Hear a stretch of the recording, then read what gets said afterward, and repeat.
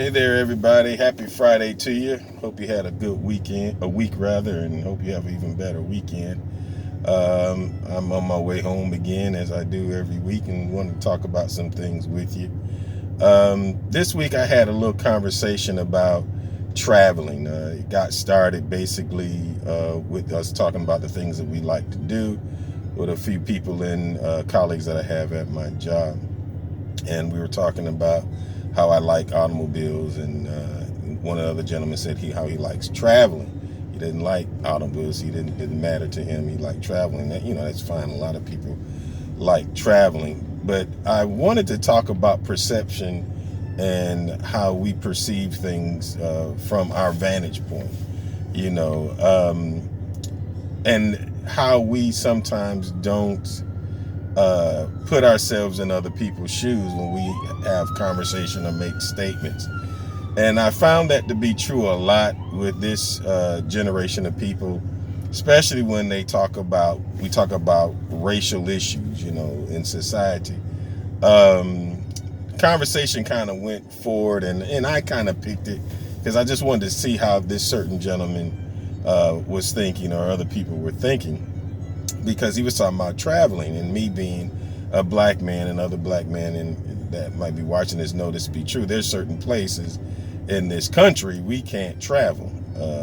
We can't go and feel comfortable because of how we are perceived, how the perception is for us as being black males. And so we have to be careful, where we go, so that we don't, get in trouble, if you will, being in the wrong place at the wrong time, because we've seen it on countless social media pages of black people being mistreated for just being black. So for the basis of this conversation is to show how people just don't perceive that or understand that. So I was talking to this gentleman, and they were talking about places to go in the world. And so he's a Hispanic gentleman. He was talking about going to Spain, and I was like, well, I don't know if I want to go to Spain because of the type of people that they shown themselves to be. Now I'm just pushing buttons at this point. I just want to see the response. And I said, you ever been to St. Augustine, Florida? And here in St. Augustine, Florida, there is a fortress that was made and was used by the Spaniards to bring in slaves, Africans, of course, from Africa, to be traded on the block throughout the country, mainly in the South. And that was here in Florida. And the Spaniards were a big part of the slave trade back in the day.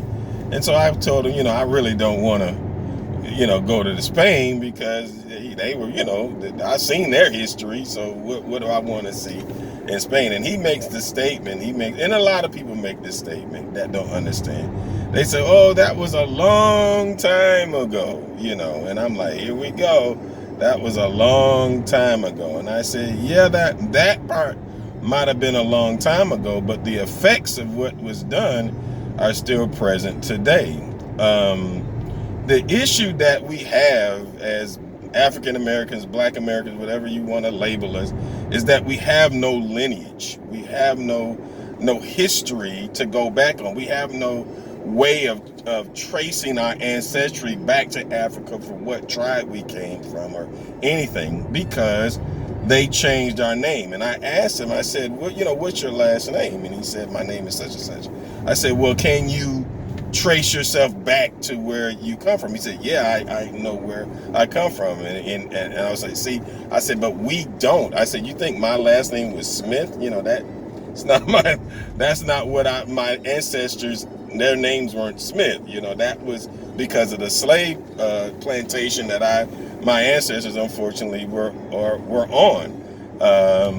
And so, we've been getting to talk a little more, and another young lady chimed in, and she said, well, I don't really care. I asked her, she said, I don't really care about that. I said, well, but you have the choice to care or not to care.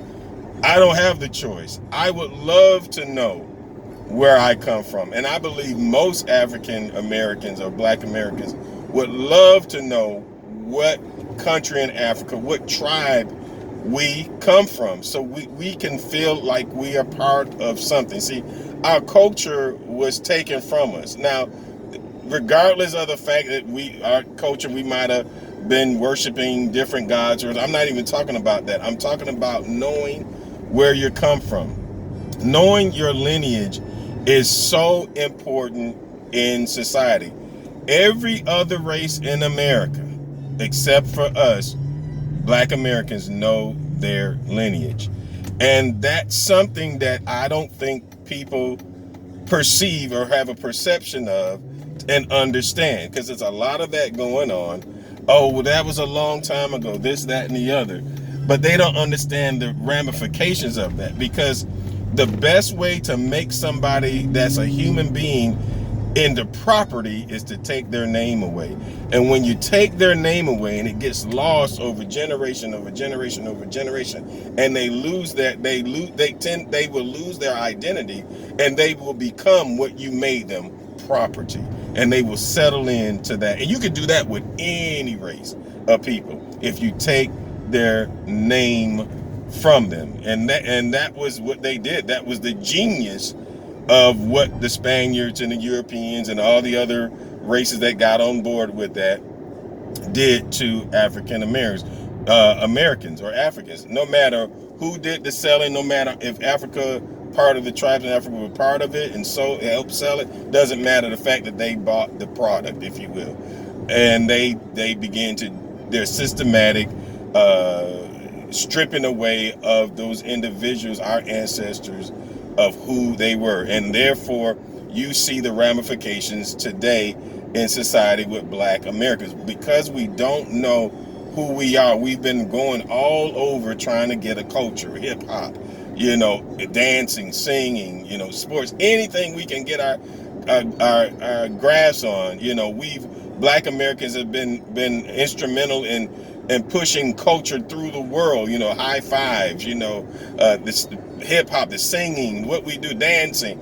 Now we got even Asian people out there dancing like we dance. We have influenced the world, but we still don't have our lineage. And that is one of the issues that I'm finding, why we can't, as African Americans, seem to get on one accord and believe in the things that are needed to be believed in, to produce quality people for the future.